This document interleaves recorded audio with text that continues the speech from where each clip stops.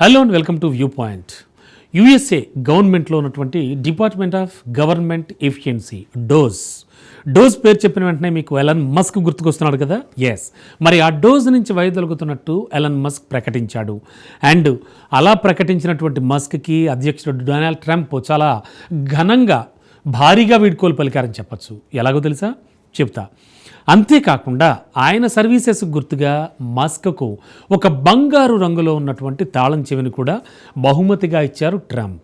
Yes, మే 30న Elon Musk ఆయన పదవి చివరి రోజు కావడం వల్ల అధ్యక్షుడు ట్రంప్ కార్యాలయంలో వీడ్కోలు పలకడం జరిగింది. ట్రంప్ స్వయాన వీడ్కోలు పలికారు. ఇది నిజంగా రికార్డే కదా.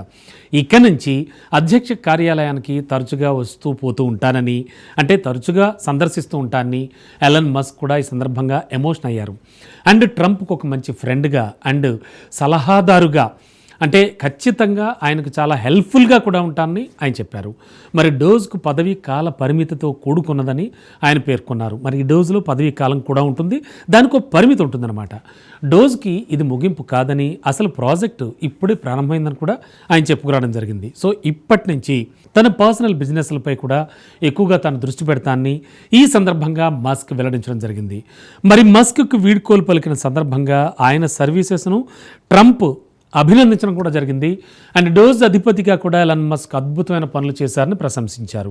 అంతేనా, డోజ్ ద్వారా వృధా ఖర్చుల్ని, అంటే ఎక్స్ట్రా ఎక్స్పెన్సెస్ను కూడా, వేస్టేజ్ ఎక్స్పెన్సెస్ను కూడా తగ్గించే అవకాశం కల్పించినందుకు మస్క్ కృతజ్ఞతలు తెలిపారు. తరతరాలుగా అత్యంత విస్తృతమైన పర్యవసానమైనటువంటి ప్రభుత్వ సంస్కరణలను నడిపించడంలో ఎలన్ మస్క్ చాలా అవిశ్రాంతంగా కృషి చేశారంటూ ట్రంప్ ఆయన కొనియాడారు.